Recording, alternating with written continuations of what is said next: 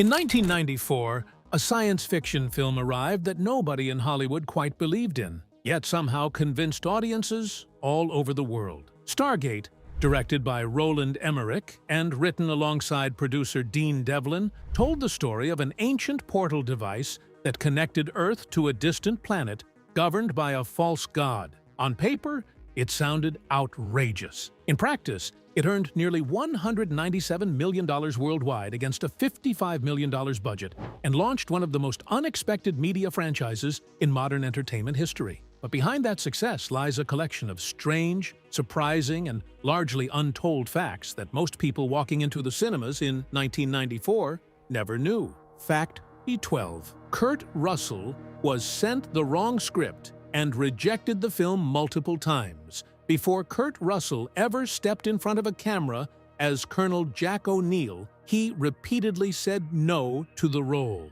The reason had nothing to do with the actual finished script. As producer and co-writer Dean Devlin later revealed to Variety, Russell had been sent an early draft of the screenplay that was never supposed to leave the writer's hands. That version was rough, underdeveloped, and gave no real sense of what the film was trying to accomplish. Russell read it, hated it, and turned the film down. Then he turned it down again and again. Nobody on the production side caught the mistake for a while, and Russell kept receiving the same response requests and kept sending back the same answer. It was only when someone realized he had never actually seen the completed shooting script that the situation changed. Once the right version landed in Russell's hands, his reaction shifted entirely. Devlin recalled Russell saying something along the lines of, "Oh, this isn't so bad." That was all it took, combined with a reported salary of $7 million, which at the time made headlines and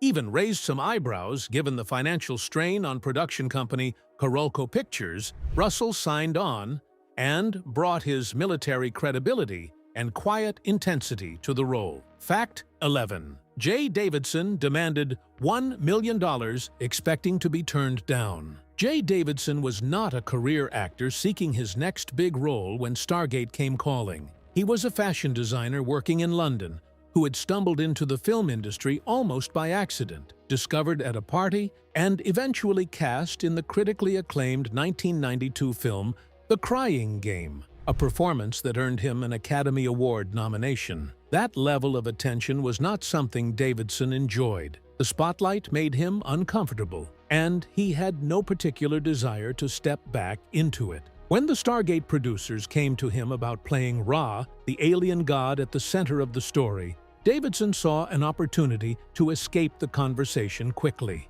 He made a demand he fully expected would end the discussion: $1 million.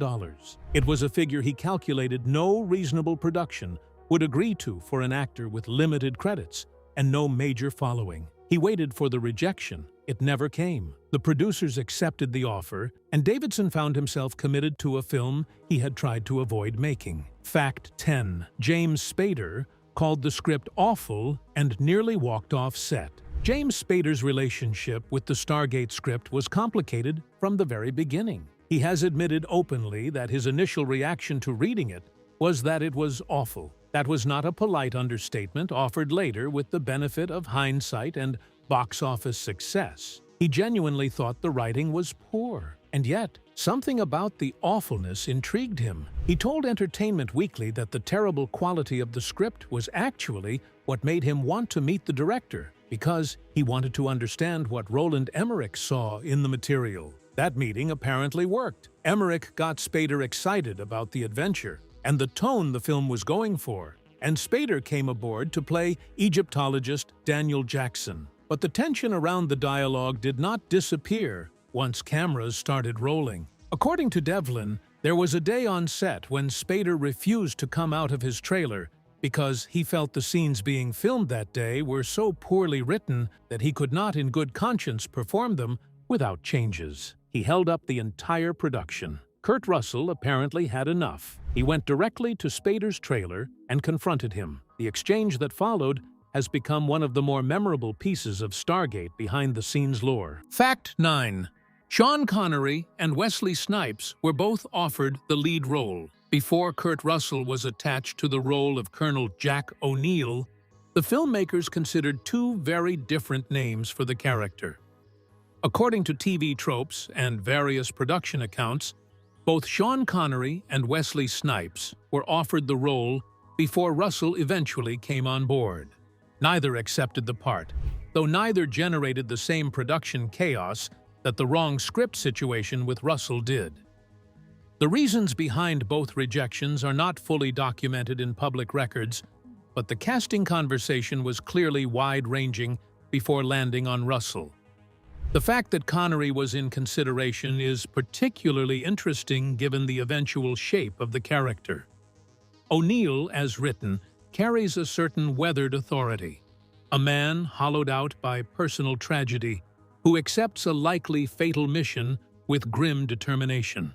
Connery in 1994 was still very much regarded as one of the defining screen presences of his generation, capable of bringing exactly that kind of weight to a military figure. Snipes, on the other hand, was riding the momentum of films like New Jack City and Demolition Man, and would have brought an entirely different energy to the role. Fact 8. Stargate was the first film in history to have an official website. In 1994, the Internet as a public-facing space was barely recognizable compared to what it would become. Most people had never visited a website. The concept of using the Internet to promote a film was entirely uncharted territory, and yet Stargate holds the distinction of being the first film ever to have an official website created specifically for its release. This fact is frequently cited in retrospective coverage of both the film and early Internet history, and it places Stargate in an unusual position as both a science fiction story about alien technology and an actual pioneer of digital promotion. The website predated the now standard practice of studios building enormous online presences around their releases. There was no social media in 1994, no streaming trailers on demand, no influencer marketing. The Stargate website existed in a world where most cinema audiences had never clicked a link in their lives. It was a gamble on a medium that had not yet proven its commercial value, made by a production team who were themselves taking risks at almost every stage of the film's development. Fact 7. The composer was working in a video rental store when he got the job. David Arnold is now recognized as one of the most significant British film composers of his generation, best known for scoring 5 James Bond films from Tomorrow Never Dies through Quantum of Solace. But in 1994, when he was hired to score Stargate, he was a 32-year-old virtual unknown who had recently applied for a job at a video rental store because he needed money between composing projects. His only prior film credit was the 1993 British crime thriller The Young Americans, a low-budget production that very few people had seen. What brought Arnold to the attention of the Stargate team was a circuitous chain of connections that ran through one of the executive producers on The Young Americans, Mario Kassar of Canal+, and an executive at Carolco Pictures. His music from that earlier film ended up in the hands of Emmerich and Devlin, and they decided to take a chance on an unknown composer for a film with a $55 million budget. According to Arnold himself, the job came at a moment when he genuinely could not afford to keep working as a composer without supplementary income. Arnold spent months in a hotel room writing the score, repeatedly revising and improving it as production delays stretched the timeline. The result was a sweeping orchestral work that drew heavily on ancient Egyptian musical ideas and cinematic adventure traditions. Fact 6. Hollywood studios rejected the film because they thought it would cost $100 million. Before Stargate found its financial backing, Emmerich and Devlin took their concept to every major Hollywood studio they could reach. The response was consistently negative. Studio executives struggled to understand what kind of film they were being pitched, and those who grasped the concept dismissed it on budget grounds. The prevailing estimate in those development rooms was that a film of this scope, with its ancient Egyptian setting, alien technology, desert planet, and large-scale action, would cost somewhere around $100 million to produce properly. Emmerich argued that he could deliver the film for half that figure. Nobody believed him. Hollywood at that time was not in the habit of trusting German directors with no major American blockbuster to their name. Emmerich had come off Universal Soldier, having stepped in to replace another director at the last minute. But that was not the kind of credit that inspired confidence in executives being asked to fund an alien pyramid adventure. The project seemed risky, expensive, and strange. The breakthrough came through a different channel entirely. Executive producer Mario Kassar, who was an enthusiast of Egyptian art and culture, responded to the concept with genuine excitement and came on board. From there, the French production company Le Studio Canal Plus agreed to provide the budget of around $50 million, and the film finally had a green light. Fact 5. Roger Ebert compared it to Ed Wood and gave it 1 star. When Stargate opened in October 1994, it was not a critical success. Reviews were mixed at best and hostile at worst. The most withering assessment came from Roger Ebert, one of the most influential film critics in American history, who gave the film a single star out of 4 and opened his review with a line so scathing it has followed the film ever since. Ebert wrote that the film Ed Wood, a movie made about the worst director of all time, was specifically created to prepare audiences for Stargate. That is not a gentle critique. That is a demolition. Ebert's central problem with Stargate was that it took an unusual and potentially fascinating premise and then proceeded to execute it in the most conventional, uninspired way imaginable. A story about ancient astronauts visiting Earth, enslaving populations, and using wormhole technology to connect distant planets is rich with possibility. Ebert felt that Emmerich and Devlin wasted all of that possibility on what he described as a gunfight between good guys and bad guys that could have been set anywhere. The sense of wonder that science fiction demands was, in his view, entirely absent. Fact 4. Djimon Hounsou appeared in the film, but was not credited by his full name. Djimon Hounsou today is recognized as one of the most respected actors of his generation, with Academy Award nominations for In America and Blood Diamond, and a body of work that spans 2 decades of major Hollywood productions. But in 1994, Stargate was one of his earliest significant film roles. He appeared as Horus, a personal guard to the alien god Ra, a physically imposing presence who required no dialogue to communicate threat. It was the kind of role designed around appearance and movement rather than character development. What is unusual is how the production chose to credit him. In the film's credits, Hounsou appears listed simply as Djimon, without his surname. This was not a stage name he had adopted or a creative decision he made himself. It was simply how the production chose to list him, a curious omission that appears across multiple official records of the film's cast. For an actor who would go on to deliver some of the most emotionally powerful performances of the 1990s and 2000s, being listed by only a first name in an early credit feels like an unintentional signal of how undervalued he was in those early years. Fact 3. The film's success inadvertently destroyed its own production company. One of the stranger ironies in Stargate's financial history is that the film's commercial success was directly connected to the collapse of the production company that helped make it. Carolco Pictures, co-founded by executive producer Mario Kassar, had built its reputation through a run of major action films, including Rambo, Total Recall, Terminator 2, and Cliffhanger. By 1994, the company was in serious financial difficulty. Debt had accumulated across multiple projects, and Carolco desperately needed a hit to stay afloat. Stargate provided exactly that hit, earning strong box office returns and generating significant revenue. But Carolco, already in financial trouble, had to sell off the rights to Stargate to MGM as part of a deal struck in February 1994. Some of the money Carolco received from that arrangement was then funneled into financing its next project, the pirate adventure Cutthroat Island, starring Geena Davis. That film began principal photography the same week Stargate opened in theaters. Cutthroat Island earned only around $10 million against its near $100 million budget. By late 1995, Carolco was bankrupt. The company's remaining assets,